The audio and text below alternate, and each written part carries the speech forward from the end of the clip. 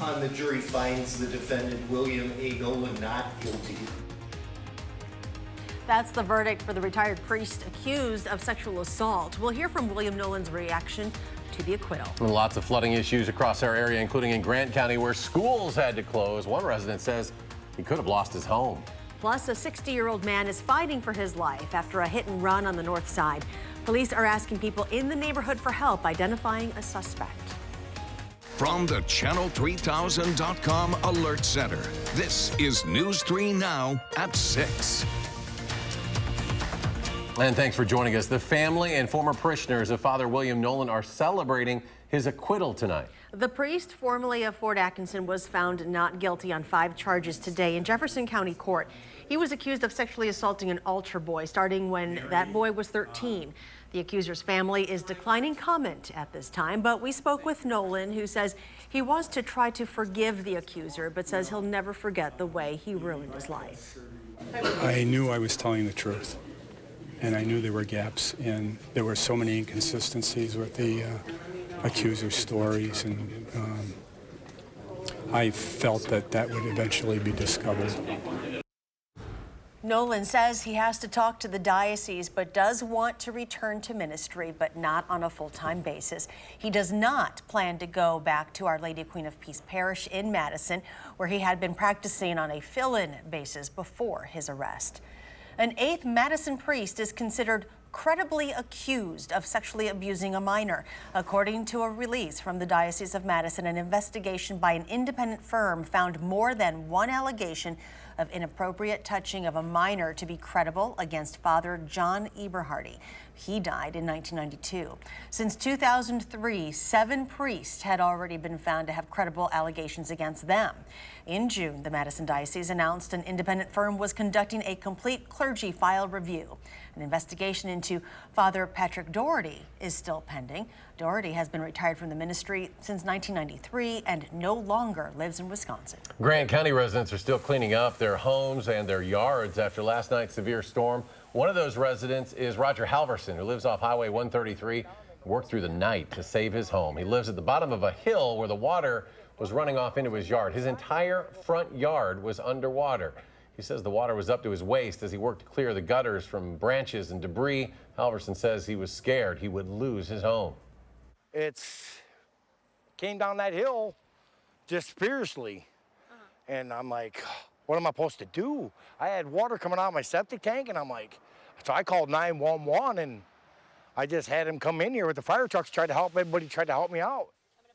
Highway 133 and surrounding rural roads also had damage that prevented school buses from getting through this morning. So school was canceled for both the Boscobel middle and high schools, which the principal says is something he has never seen before.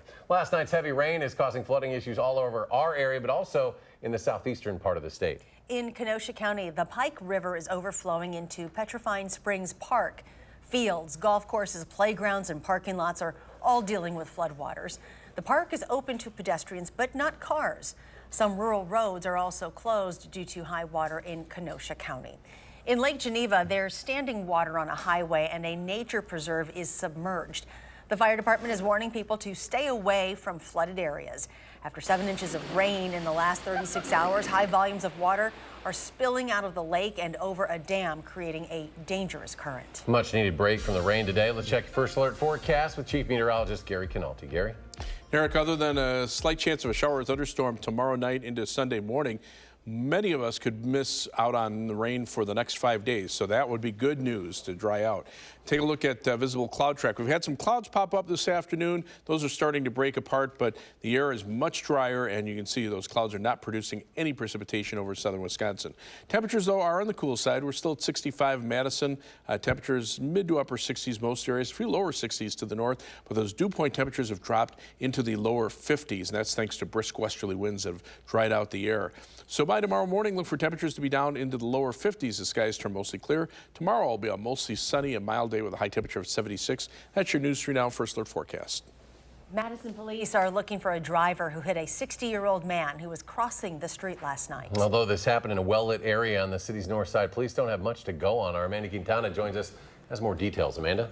This happened just after 10 o'clock on Northport Drive near the Walgreens there. Police say if you were driving around that area last night, you could have the information they need to lead them to a suspect. On this busy section of Northport Drive, Thursday night, drivers found a seriously hurt man lying in the street. They didn't see what happened. They just saw this body in the middle of the road. And so they used their cars to sort of block off an area around this person so he didn't get hit again. He'd been hit and left there. Now with critical injuries to his head, internal organs, and heart, police believe this could turn into a homicide case. His shoes are found way far away from where his body was located. So he was hit by a vehicle that was moving pretty fast. Although there is a crosswalk with flashing lights, it's unclear if the man was in it because of how far his body was thrown. As for finding out who did this, police don't have much to go on. The little surveillance video they do have just showing a dark-colored car. We're really appealing to others who might have been in that area, who would have seen maybe a dark-colored car driving recklessly. MPD turning to the public, hoping eventually something will lead them to the driver. Hopefully somebody is going to have a conscience and realize that somebody's been significantly injured. Whoever was driving that car must live near someone, and some folks out there may be seeing a car that has significant damage today that it didn't have yesterday. If you were in the Northport Drive area around 10 o'clock, saw anything or know anything about what happened, you are asked to call Madison Area Crime Stoppers. That number is 608-266-6014. Amanda, thank you. A federal judge has sentenced the Madison man charged in connection to a missing Tennessee girls case. Brian Rogers will spend 11 years and 3 months in prison, plus 15 years extended supervision. In January, the 14-year-old girl was reported missing from her Tennessee home and was found 18 days later at Rogers' home. Court documents show the girl told Rogers through an online gaming app that her adoptive father had been raping her. Instead of taking that video to police, Rogers brought the girl to Wisconsin. Protesters at the Capitol today spoke against the Public Service Commission's preliminary approval of a power line project for southwestern Wisconsin. Regulators unanimously approved construction of the American Transmission Company's Cardinal Hickory Creek line in August. The project is expected to cost more than $500 million and stretch between Dubuque, Iowa to Middleton. Conservation groups and local governments have spoken out against it. It still needs approval from federal regulators to cross the Upper Mississippi River National Wildlife and Fish Refuge. Wisconsin lawmakers are making another attempt to regulate public access to police body camera footage. A study committee of lawmakers, police, attorneys, and the media has drafted a bill that says the video is generally subject to the state's open records law. Departments could withhold footage featuring minors, victims of violent and sensitive crimes, and people with a reasonable expectation of privacy. The bill would require departments to keep body camera video for at least 4 months. The Senate Judiciary Committee will hold a hearing on this bill Tuesday. More local news now. There's a new sculpture near Camp Randall Stadium paying tribute to a well-known Madison artist. Harry Whitehorse belonged to the Ho-Chunk Bear clan. He was a World War II naval veteran who owned an auto body shop for 45 years. He's best known for his extraordinary artwork and creativity. Before he passed away in December of 2017, Whitehorse created the model for this new Badger sculpture. It is now in the plaza where Monroe and Regent Streets intersect. So we thank and honor Harry Whitehorse, whose closeness to wildlife and his Ho-Chunk heritage are so strongly reflected in the fine detail of the brush strokes, in the intricate carvings, and the realism of his metal sculptures.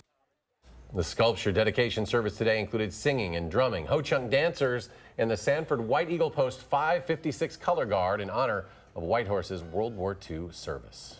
A local craft brewing company is expanding its reach to Japan. The Great Dane Pub and Brewing Company could be pouring its own beers in time for the 2020 Summer Olympics in Tokyo. Brewmaster and co-owner Rob Labreglio says they are opening a small production brewery in a city that's a 2-hour bullet train ride north of Tokyo. His relationship started with Japan 30 years ago when his brother lived and attended school there. The Great Dane plans to have classic menu items and brews along with Japanese favorites. Next at 6, Verona parents and students have a new easy way to notify officials of crimes or threats. We'll explain how the multi-platform system works. And there's more local news ahead. The city of Janesville could potentially see part of its mall made into a multi-sport complex. The latest on the plans tonight at 10.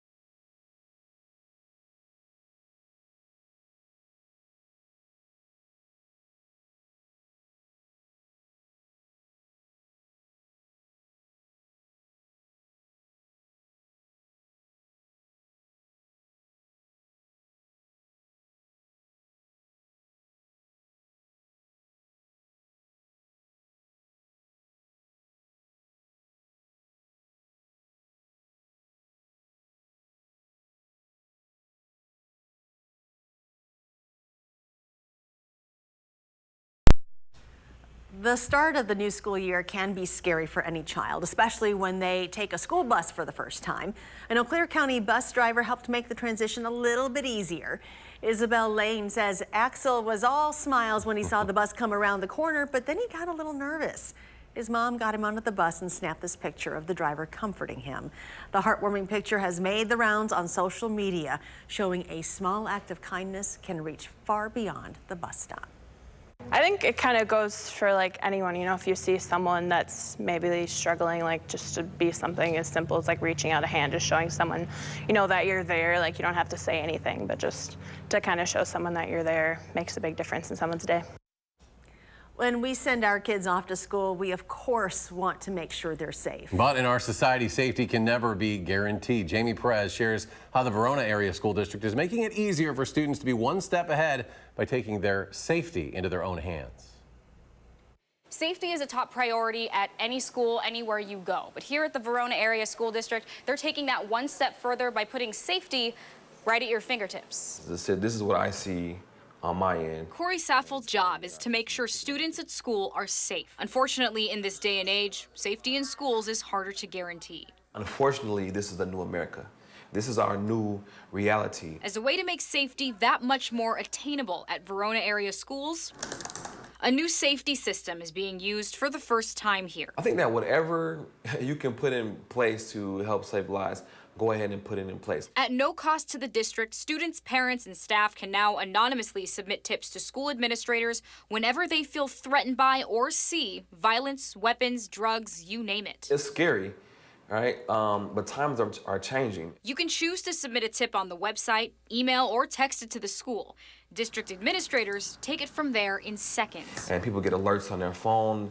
It's not just the principals. We have secretaries, myself, there's an overseer group that I'm on that also gets those alerts. This is something Saffold says he hopes doesn't have to be used, but it's there if needed because he'd rather be safe than sorry. If the tip line wasn't in place and that wasn't there, would that student have shared that? And then what would have happened as a result of us not getting that information? In Verona, I think it should be in any school. It can't hurt, right? Jamie Perez, News 3 Now. Corey Saffold's also said the tip line can screen out real threats versus fake ones that students may just send to get out of class. The tip line, email address, phone number, and a how-to can all be found on our website, channel3000.com. Coming up in sports, we are live at Madison Memorial High School for our Prep Mania Game of the Week. The Spartans take on Middleton tonight at 7 o'clock. Jay Wilson will have a preview. And then we get a short break from the rain today, but what's in store for the rest of the weekend? Gary will have your first alert forecast next.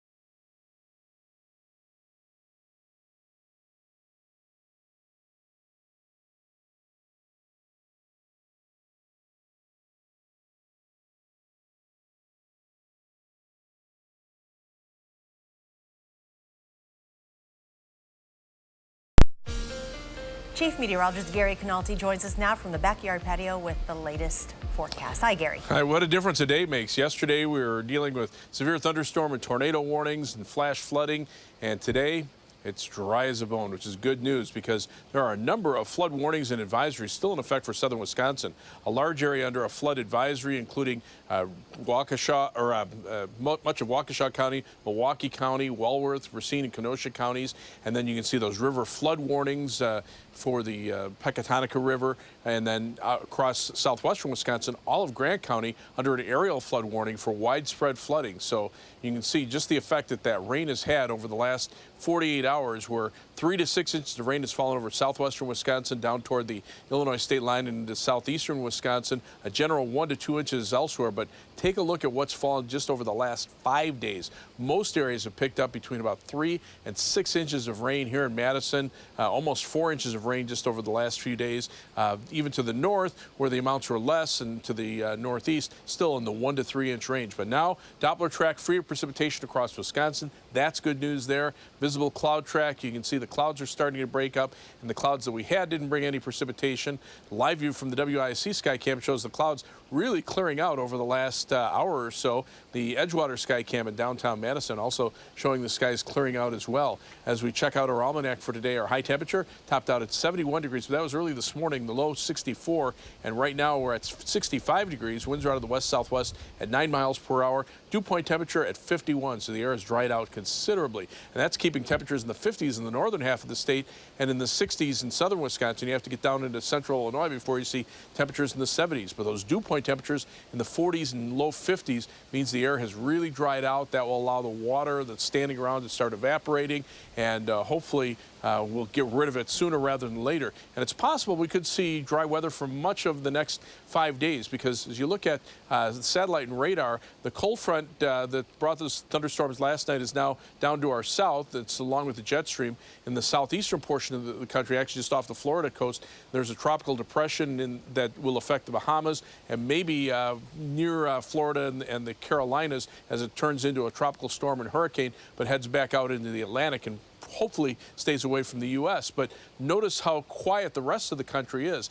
That means the weather patterns are starting to slow down a little bit. High pressure is more in control than the storm systems, so that will lead to drier weather for much of the country over the next few days. And while it's cool and breezy here, temperatures are warming up out to the west. Notice we're in the 50s and 60s. 70s are not far to our west, and then 80s start to show up across Nebraska and Kansas. Those will be here by Sunday into much of the first half of next week. And those dew point temperatures very low through much of the upper Midwest, and that will keep us dry for a while. Just a slight chance for a shower or thunderstorm tomorrow night into Sunday morning.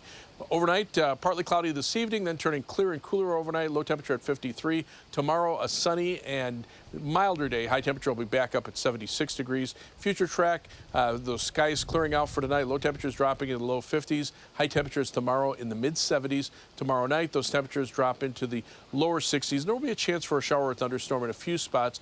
Those will be out of here early on Sunday. Skies will turn sunny. Temperatures will be back up to around 80, and the 7 to 10 day forecast calls for highs in the lower 80s for much of the first half of next week.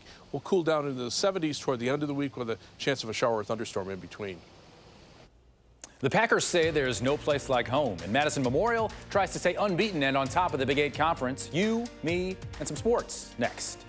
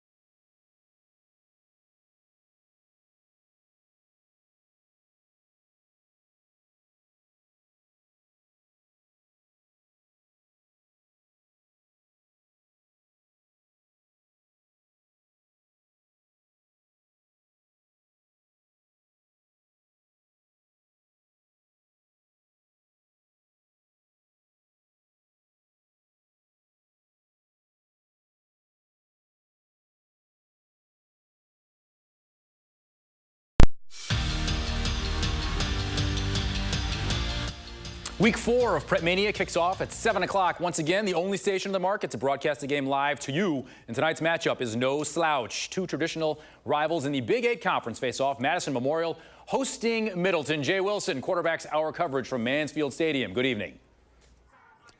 Hi, Kevin, and good evening, everyone. Thanks a lot. Middleton 2-1, Madison Memorial 3-0. So, yeah, a lot on the line tonight in the Big 8. As usual, Bill Brophy, Alan Minard with us. And, Brof, we're going to see two of well, I guess you'd have to call them star players, a running back for Middleton and a quarterback for Memorial. Yeah, it's Friday the 13th. Harvest Moon, you know what that means, Jay? What does that mean? A lot of points. Because Callion Buckner, Middleton's running back, the leading rusher in the Big Ten last year, he comes into this game as the leading rusher. He runs behind a college-sized line. They average 6'3", 245 pounds. They're going to have to control the ball tonight and keep Jason Cinetti and Memorial off the field. Memorial averaging 39 points a game. Cinetti going to South Dakota State last year after an all-conference year. He had 4 touchdown passes last week. He also ran for a score. He's thrown for 6 TDs this year. Hasn't thrown a pick. He's awful good. Rolf continues to amaze. Alan Minard, Madison Memorial went through a bunch of coaches over a decade. Now Mike Harris comes here. They won the conference championship last year. They're 3-0 this year. What has he done right? Well, I think first of all, he's a really good person in the building. You know, having a teacher in the building makes a big difference. And he's a very selfless guy. He did a great job over at La Follette. He was able to convince a couple other candidates for the job to join him on the coaching staff. And the biggest thing is they have talent. And he got in at the right time with a great group of kids. You know, Cinetti as a quarterback and this bevy of running backs and good line and receivers. He's hit the talent pool at the right time. Yeah, well, and Memorial, again, 3-0. They look to stay undefeated tonight against Middleton. We'll also be streaming Edgewood at Oregon, Milton at Monona Grove, Fort Atkinson and Stoughton on channel3000.com. All at 7 o'clock. Now let's go back to Kevin.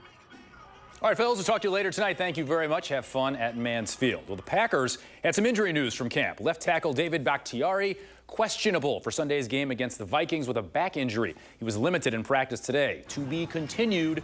Packers play 5 of their first 7 at home. Quarterback Aaron Rodgers said he wished the home-heavy schedule came at the end of the season when opposing teams had to deal with the freezing cold, but they have to take advantage of home whenever it is. We're going to have to get these early in the season to set ourselves up for some of those tough road stretches down, in the back half of the season. We got a great team coming in, and it's going to be important for us to start fast, get the home field advantage going, let our defense, get going and rush the passer, and that starts with us doing our job on offense. The Badgers with a very early bye week after a 2-0 start. Wisconsin's outscoring opponents 110-0 in the first 2 games of the season, but the scoreline will likely shrink next week when Big Ten play begins at home against Michigan. The players say they're looking forward to bigger challenges the rest of the way. Atmosphere of games are a little different. It's definitely a little bit more physical team. No knock on Central Michigan or South Florida, but just as far as depth-wise, in the Power 5 conference. But it's definitely going to be fun. We can't wait to show everybody, who we are. The Cubs fell behind 4-0 to the Pirates. That's a distant memory. Nicholas Castellanos cuts the lead in half, and former Madison Mallard alert Nico Horner, class of 2016, has driven in 4. Right now, the Cubs lead the Pirates 17-7 in the bottom of the 6th. Bill Brophy was right. Harvest Moon means a lot of scoring, a lot of runs, a lot of points. So game's barely half over. Brewers out tonight in St. Louis. All right. And a brisk wind blowing out at Wrigley Field also. Howling out. Apparently. Hopefully, Harvest Moon means some dry weather, right? Yeah, temperatures right now are in the 60s. Dew point temperatures are in the lower 50s. Those winds are starting to die down a little bit, still in the 10 to 20 mile per hour range, but look for temperatures to be in the mid-70s tomorrow, around 80 on Sunday, and then 80s for the first half of next week. Gary, thanks. Thanks for joining us. We'll see you back here at 10.